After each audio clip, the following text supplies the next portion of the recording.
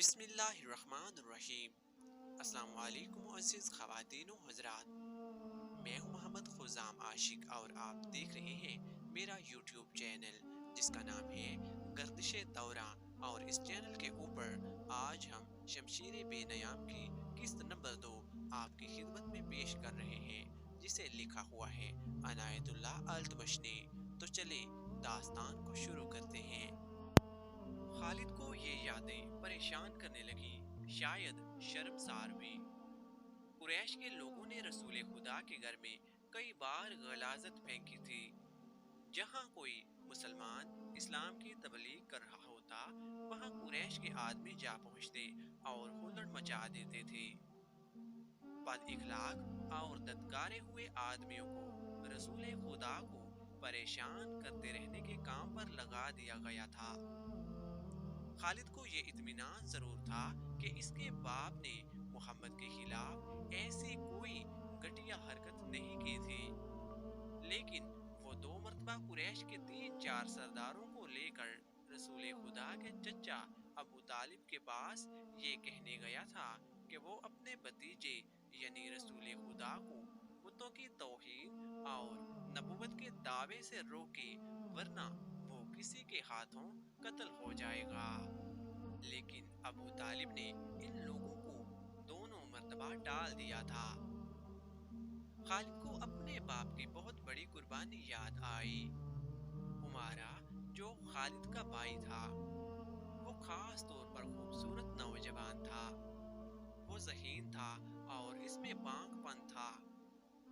خالد کے باپ الولید نے اپنے اتنے خوبصورت بیٹے عمارہ کو قریش کے 2 سرداروں کے حوالے کیا اور انہیں کہا کہ اسے محمد کے چچا ابو طالب کے پاس لے جاؤ اور اسے کہو کہ میرا بیٹا رکھ لو اور اس کے بدلے محمد ہمیں دے دو۔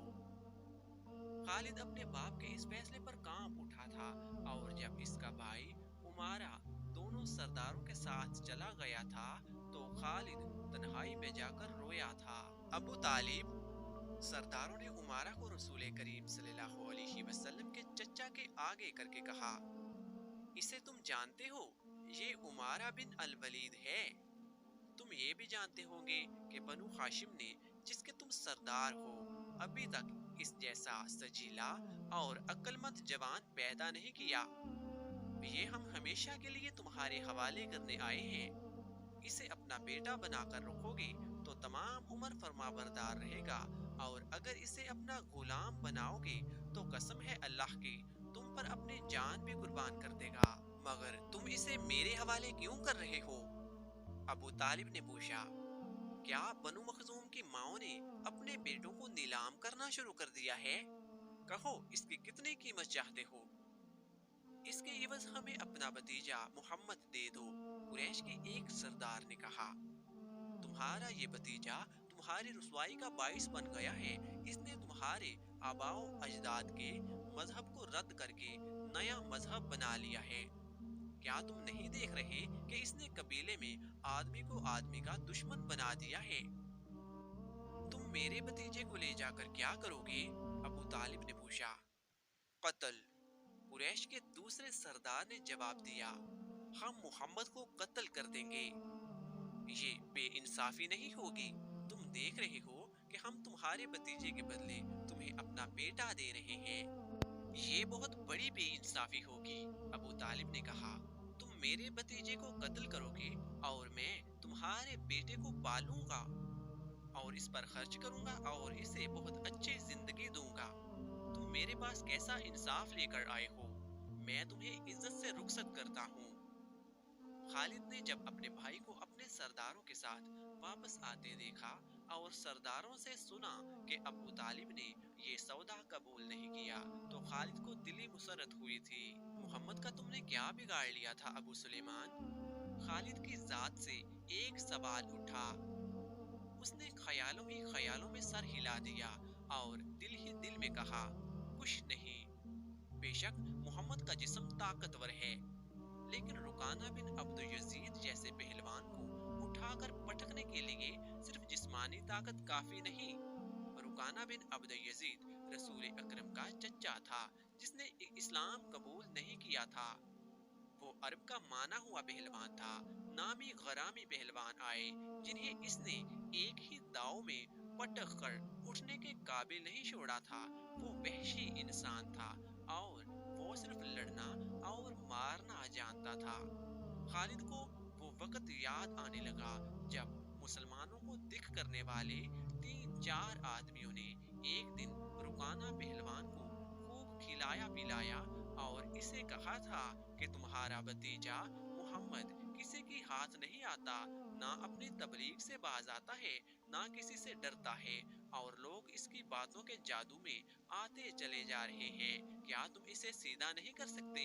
کیا تم میرے ہاتھوں سے اس کی ہڈیاں توڑوانا چاہتے ہو؟ رکانہ نے اپنے چہرے پر مست پیسے کا سا تاثر پیدا کر کے تکبر بھرے لہجے میں کہا تھا، لاؤ اسے میرے مقابلے میں، لیکن وہ میرا نام سن کر مکہ سے بھاگ جائے گا۔ نہیں نہیں، میں اس کے ساتھ لڑنا اپنی توہین سمجھتا ہوں۔ اس نے اکسانے والے آدمیوں کی بات نہ مانی اور چلا گیا، کیونکہ وہ کسی پہلوان کو اپنے برابر سمجھتا ہی نہیں تھا۔ اب مسلمانوں کے دشمن تو خاموش ہو گئے، لیکن سوچتے رہے کہ رسول خدا کو رکانہ کے ہاتھوں گرا کر آپ کا تماشا بنایا جائے۔ دوسری طرف مکہ کے یہودی خاص طور پر رسول اکرم صلی اللہ علیہ وسلم کے شدید دشمن تھے، لیکن وہ کھل کر میدان میں نہیں آتے تھے۔ وہ خوش تھے کہ اہل قریش آپس میں بٹ کر ایک دوسرے کے کھلے دشمن ہو گئے ہیں۔ انہیں پتہ چل گیا کہ قریش کے کچھ آدمیوں نے رکانہ پہلوان کو اکسایا ہے کہ وہ رسول اللہ کو کشتی کے لیے للکارے، لیکن وہ نہیں مان رہا۔ ایک روز رکانہ رات کے وقت ایک گلی سے گزر رہا تھا کہ اس کے قریب سے ایک بڑی حسین اور جوان لڑکی گزری۔ چاندنی رات میں لڑکی نے رکانہ کو پہچان لیا اور مسکرائی۔ رکانہ وحشی انسان تھا، وہ رک گیا اور لڑکی کا راستہ روک لیا۔ کیا تم جانتی ہو کہ عورت مرد کی طرف دیکھ کر مسکراتی ہے تو اس کا مطلب کیا ہوتا ہے؟ رکانہ پہلوان نے پوچھا، کون ہو تم؟ اس نے کہا کہ میں سبت بنت ارمن ہوں۔ اوہ، ارمن یہودی کی بیٹی، رکانہ نے کہا اور لڑکی کے کندھوں پر ہاتھ رکھ کر اور اسے اپنے قریب کر کے بولا، کیا میرا جسم تجھے اتنا اچھا لگتا ہے اور کیا میری طاقت بھی؟ تمہاری طاقت نے مجھے مایوس کر دیا ہے، سبت نے پیچھے ہٹتے ہوئے کہا۔ تم اپنے بھتیجے محمد سے ڈرتے ہو؟ کون کہتا ہے؟ رکانہ نے گرج کر پوچھا۔ سب کہتے ہیں، سبت نے کہا۔ پہلے محمد کو گراؤ، میں اپنا جسم تمہیں انعام میں دوں گی۔ اللہ کے بیٹوں اور بیٹیوں کی قسم، تیری بات پوری کر کے تیرے سامنے آؤں گا، رکانہ نے کہا۔ لیکن تو نے غلط سنا ہے کہ میں محمد سے ڈرتا ہوں۔ بات یہ ہے کہ میں اپنے سے کمزور کے ساتھ لڑنا اپنی توہین سمجھتا ہوں، لیکن تیری بات پوری کروں گا۔ مشہور مورخ ابن حشام نے لکھا ہے کہ رسول کریم نے خود رکانہ پہلوان کو کشتی کے لیے للکارا تھا، لیکن دوسرے مورخ ابن الاسیر نے جو شہادت پیش کی ہے وہ صحیح ہے کہ رکانہ نے رسول خدا صلی اللہ علیہ وسلم کو کشتی کے لیے للکارا اور اس نے کہا تھا، میرے بھائی کے بیٹے، تم بڑے دل اور بڑی جرأت والے آدمی ہو۔ میں یہ بھی جانتا ہوں کہ تم جھوٹ بولنے سے نفرت کرتے ہو، لیکن مرد کی جرأت اور صداقت کا پتہ اکھاڑے میں چلتا ہے۔ آؤ میرے مقابلے میں اکھاڑے میں اترو، اگر مجھے گرا لو تو میں تمہیں اللہ کا بھیجا ہوا نبی مان لوں گا، اللہ کی قسم تمہارا مذہب قبول کر لوں گا، لیکن یہ ایک بھتیجے اور چچا کی کشتی نہیں ہوگی۔ رسول خدا نے رکانہ کی للکار کے جواب میں کہا، یہ ایک بت پرست اور سچے دین کے ایک پیغمبر کی لڑائی ہوگی، تو ہار گیا تو اپنا وعدہ نہ بھول جانا۔ مکہ میں یہ خبر صحرا کی آندھی کی طرح پھیل گئی کہ رکانہ پہلوان اور محمد صلی اللہ علیہ وسلم کی کشتی ہوگی اور جو ہار جائے گا وہ جیتنے والے کا مذہب قبول کر لے گا۔ قریش کا بچہ بچہ، مرد و زن اور یہودی ہجوم کر کے آ گئے۔ مسلمانوں کی تعداد بہت تھوڑی تھی، وہ تلواروں اور برشیوں سے مسلح ہو کر آئے تھے، کیونکہ انہیں خطرہ محسوس ہو رہا تھا کہ قریش کشتی کو بہانہ بنا کر رسول خدا کو قتل کر دیں گے۔ عرب کا سب سے زیادہ طاقتور اور وحشی پہلوان रुकाना बिन अब्द यजीद रसूल करीम के मुकाबले में उतर चुका था। इसने रसूलुल्लाह पर तंजिया निगाह डाली और आप सल्लल्लाहु अलैहि वसल्लम पर फुफ्ती कसी। आप सल्लल्लाहु अलैहि वसल्लम मुकम्मल खामोशी और इत्मीनान से रुकाना की आंखों में आंखें डालकर देखते रहे कि वो बेखबरी में कोई दाव ना खेल जाए। रुकाना आपके इर्द गिर्द यूं घूमा जैसे शेर अपने शिकार के इर्द गिर्द घूम गया हो और अब इसे खा जाएगा। अब एक तरफ सारा हजूम रसूल अकरम सल्लल्लाहु अलैहि वसल्लम का मजाक उड़ा रहा था, तो दूसरी तरफ मुसलमान खामोश खड़े थे। वो दिल ही दिल में अल्लाह को याद कर रहे थे। उन्होंने अपनी तलवारों के दस्तों पर हाथ रखे हुए थे। फिर ना जाने क्या हुआ, रसूल अकरम सल्लल्लाहु अलैहि वसल्लम ने क्या दाव खेला। इब्न अल असीर ने लिखा है कि आपने रुकाना को उठाकर जमीन पर पटक दिया। रुकाना जख्मी शेर की तरह उठा और गुर्रा कर आप पर हमला आवर हुआ। आपने फिर वही दाव खेला और इसे पटक दिया। वो उठा तो आपने तीसरी मर्तबा उसे उठाकर पटका। भारी भरकम जिस्म 3 बार पटका गया तो कुश्ती जारी रखने के काबिल न रहा। रुकाना सर झुकाकर उखाड़े से निकल गया और हजूम पर सन्नाटा तारी हो गया। अब मुसलमान नंगी तलवारें और बुर्शियां हवा में लहरा लहरा और उछाल कर नारे लगा रहे थे। चचा रुकाना, रसूलुल्लाह ने ललकार कर कहा, अपना वादा पूरा करो और यही ऐलान करो कि आज से तुम मुसलमान हो। लेकिन रुकाना ने कबूल इस्लाम से साफ इनकार कर दिया। ये ताकत जिस्मानी नहीं थी। खालिद ने नखलस्तान में लेटे लेटे अपने आप से कहा, रुकाना को यूं 3 बार पटकना तो दूर की बात है, इसे कोई बिछाड़ भी नहीं सका था। रसूल अकरम का तसव्वुर खालिद के जहन में निखर आया। वो आप सल्लल्लाहु अलैहि वसल्लम को अच्छी तरह जानता था, लेकिन अब वो महसूस कर रहा था जैसे वो मोहम्मद कोई और थे जिन्हें वो बचपन से जानता था। इसके बाद आपने जो रूप इख्तियार किया था, इसमें खालिद आपको नहीं पहचानता था। नबुवत के दावे के बाद खालिद की आपके साथ बोलचाल बंद हो गई थी। वो आपके साथ दो दो हाथ करना चाहता था, लेकिन वो रुकाना की तरह पहलवान नहीं था। वो मैदान जंग में लड़ने वाला और लड़ने वालों की कयादत करने वाला जंगजू था। लेकिन इस वक्त मुसलमान फौज की सूरत में लड़ने के काबिल नहीं थे। जब मुसलमान फौज की सूरत में लड़ने के काबिल हुए और कुरैश के साथ इनका पहला मार्का हुआ, इस वक्त खालिद के लिए ऐसे हालात पैदा हो गए थे कि वो इस मार्के में शामिल नहीं हो सका था। इसका उसे बड़ा अफसोस था। ये मार्का बदर था। ये बदर का मार्का था जिसमें 313 मुजाहिदीन इस्लाम ने 1000 कुरैश को बुरी तरह से शिकस्त दी थी। खालिद दांत पीसता रह गया था। लेकिन इस रोज जब वो एक नखलस्तान में लेटा हुआ था, इसे ख्याल आया कि 313 ने 1000 को किस तरह शिकस्त दी थी। इसने शिकस्त खाकर आने वाले कुरैश से पूछा था कि मुसलमानों में वो कौन सी खूबी थी जिसने इन्हें फतह याब किया था। खालिद उठ बैठा और उंगली से रेत पर बद्र के मैदान के खदोखाल बुनाकर कुरैश और मुसलमानों की पोजीशनें और मार्के के दौरान दोनों की चालों की लकीरें बनाने लगा। बाप ने इसे फन्ने हर्ब ज़रब का माहिर बना दिया था। बचपन में इसे घोड़सवारी सिखाई थी। लड़कपन में इसे अखड़ और मूज और घोड़ों को काबू में लाने के काबिल बना दिया था।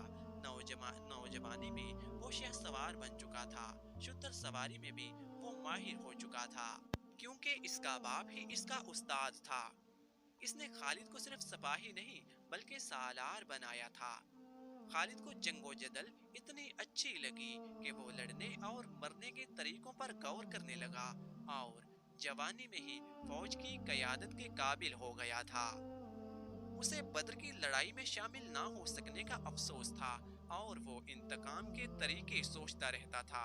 लेकिन अब इसकी सोचों का धारा किसी और ही तरफ चल पड़ा था।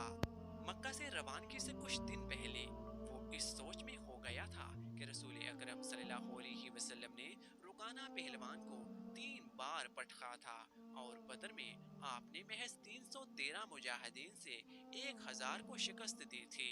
ये कोई और ही कुव्वत थी। लेकिन बदर के मार्के के बाद इसके दिल में मुसलमानों के खिलाफ इंतकाम की आग सुलग रही थी, क्योंकि मुसलमान मार्का बदर में कुरैश के बहुत से आदमियों को कैदी बना कर ले गए थे। قریش کے سرداروں کے لیے تو یہ صدمہ تھا ہی، اس کا بہت برا اثر خالد نے قبول کیا تھا۔ اسے یاد تھا کہ جب بدر کا معرکہ لڑا جا رہا تھا تو مکہ میں کوئی خبر نہیں پہنچ رہی تھی کہ معرکے کا انجام کیا ہوا۔ مکہ کے لوگ بدر کی سمت دیکھتے رہتے تھے کہ ادھر سے کوئی سوار دوڑا آئے گا اور فتح کی خبر سنائے گا، اور بالآخر ایک روز ایک شتر سوار آتا ہوا نظر آیا۔ لوگ اس کی طرف دوڑ پڑے، لیکن سوار نے عرب کے رواج کے مطابق اپنا کرتا پھاڑ دیا تھا اور وہ روتا ہوا آ رہا تھا، کیونکہ بری خبر لانے والے قاصد ایسے ہی کیا کرتے تھے۔ جب وہ لوگوں کے درمیان پہنچا تو اس نے روتے ہوئے بتایا کہ اہل قریش کو بہت بری طرح سے شکست ہوئی ہے۔ جن کے عزیز و اقارب رشتہ دار لڑنے گئے تھے وہ ایک دوسرے سے آگے بڑھ بڑھ کر ان کے متعلق پوچھتے تھے کہ وہ زندہ ہیں، زخمی ہیں یا مارے گئے ہیں، اور شکست خوردہ قریش بھی پیچھے پیچھے چلے آ رہے تھے۔ مارے جانے والوں میں 17 افراد خالد کے قبیلے یعنی بنو مخزوم کے تھے۔ ان سب کے ساتھ خالد کا خون کا بڑا ہی قریبی رشتہ تھا، اور ابو جہل بھی مارا گیا تھا۔ خالد کا بھائی جس کا نام ولید تھا جنگی قیدی ہو گیا تھا۔ وہاں ابو سفیان جو قریش کے سرداروں کا سردار تھا اور اس کی بیوی ہند بھی موجود تھے۔ کچھ میرے باپ اور میرے چچا کے متعلق بتا اے قاصد، ہند نے پوچھا۔ تمہارا باپ اتبا، علی اور حمزہ کے ہاتھوں مارا گیا ہے، قاصد نے کہا، اور تمہارے چچا شیبہ کو اکیلے حمزہ نے قتل کیا ہے، اور تمہارا بیٹا حنظلہ علی کے ہاتھوں مارا گیا ہے۔ ابو سفیان کی بیوی ہند نے پہلے تو علی اور حمزہ رضی اللہ تعالی عنہ کو بلند آواز سے گالیاں دی، پھر بولی، اللہ کی قسم، میں اپنے باپ، اپنے چچا اور اپنے بیٹے کے خون کا بدلہ لوں گی۔ ابو سفیان پر مکمل خاموشی طاری تھی، اور خالد کا خون کھول رہا تھا، کیونکہ قریش کے 70 آدمی مارے گئے تھے، اور جو جنگی قیدی ہوئے تھے ان کی تعداد بھی اتنی ہی تھی۔ معزز خواتین و حضرات، شمشیر بے نیام کی قسط نمبر 2 یہاں پر مکمل ہو چکی ہے۔ اگلی ایک ساتھ دیکھنے کے لیے چینل کو سبسکرائب کیجیے۔